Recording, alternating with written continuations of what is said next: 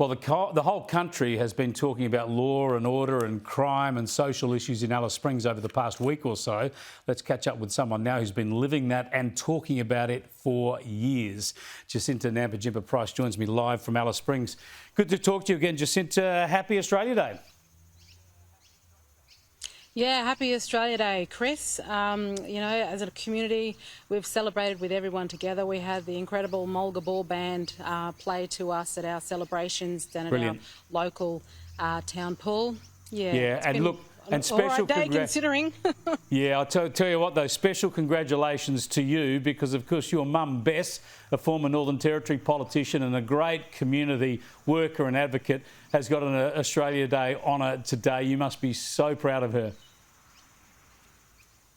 Yeah, look, she's always worked tirelessly for community and always had, the most vulnerable of our community as her absolute priority. And it's wonderful that she's finally sort of recognised for the hard work that she's put in, certainly over the years. Yeah, well, I'm lucky enough to know Bess and have some insight into that. She's an absolute ripper. It's a great award. And here's a little of what Bess had to say about the issues in Alice Springs after she got this award. My sister-in-law lives in a town camp. She's on dialysis and she's bothered every night, every day by drunks who come, bang on her door, charge in, make themselves at home and terrorise, this house full of women and children. They don't want it. This Labor government doesn't go and talk to her.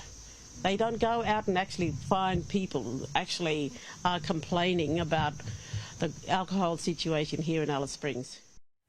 Bess Price there, of course, using even her day of honour to try and push the issues for her community.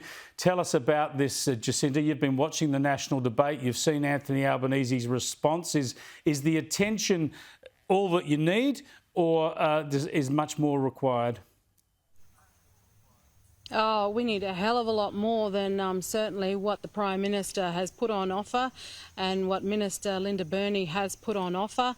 What they've put on offer has actually demonstrated that they haven't listened.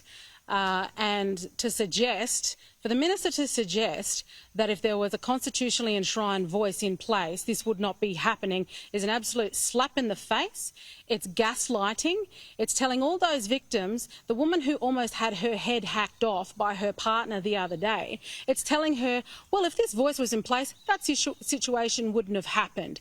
Is absolute nonsense. And the measures that they're proposing are knee-jerk reactions. They don't understand the situation that's going on, but they're not prepared to listen to people who are honest about what's going on. They're certainly not prepared to work in bipartisan nature with myself, who is a local of Alice Springs, who understands this community from the grassroots, inside out, and understands what the vulnerable have been calling for all this time. The Stronger Futures legislation, the measures within that legislation, which I'm drafting now into my private senator's bill to reinstate those measures, those bans back, the grog bans back out in communities and in town camps, is about saving lives. I'm hoping. I know that the member for Lingiari, Marion Scrimgeour, has said to me she's happy to work with me to try and address this situation in a practical way, and so has the Senator Mullendary McCarthy. And I hope that they're true to their word. I have told them that once I have finalised this bill, I will give it to them so they too can have a look at it. I'm going to be looking to the community to have their input as well, to understand. I mean, I'm going off what the community's already said, but to understand if there's anything that I may have missed. Yeah, I want to leave the voice out of it because I agree with what you said, but I think both sides of the debate of the voice debate have tried to use these issues to advance their cause, and it shouldn't be the case. We've just got to deal with this issue now. The voice argument should be kept separate. But your intimate understanding of this, of course, law and order measures, alcohol measures have to be part of it, but what is the underlying problem? Is it the fact that there just aren't jobs and opportunity for young Aboriginal people? Is that a big part of it? Are some of the remote communities and town camps, should they just not be there because there is no sense of hope for the people who are in those places? Well, look, what I like to tell people is that if you want to see socialism at play, go out to a remote community. It's there on full display. You've got people who are completely reliant on government handouts and support and government funding. There is very little opportunity in terms of private business and enterprise and the ability to, create jobs in the private sector out in these places. Look, aside from that, there are measures that need to be put in place. Or at least, when I was Deputy Mayor in Alice Springs, I left the council with the ability to be able to create apprenticeships and traineeships for young people as a sort of diversion from incarceration.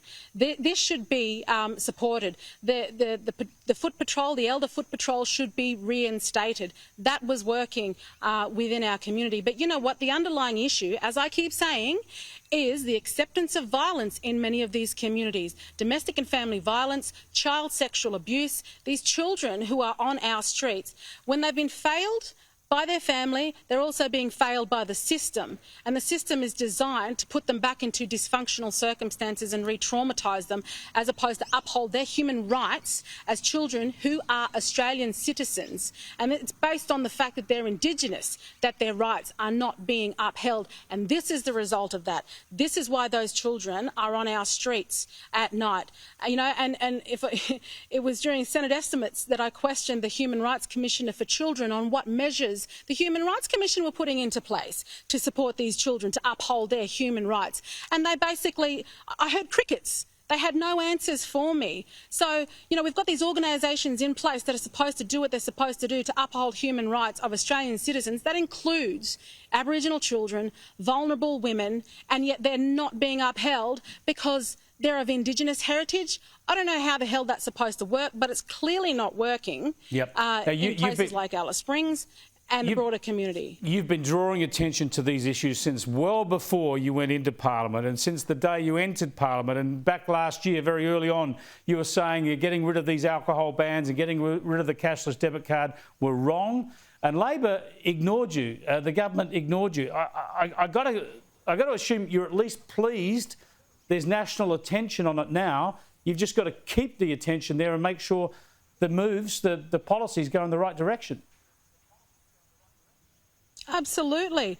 We need pressure to come from all Australians, all mainstream media, to actually to demand that the government act effectively without this woke nonsense that we're seeing, and the ideology and the prioritisation of measures that are not working, and actually need to start being honest about the situation that's going on for the situation that I've been calling out for so long.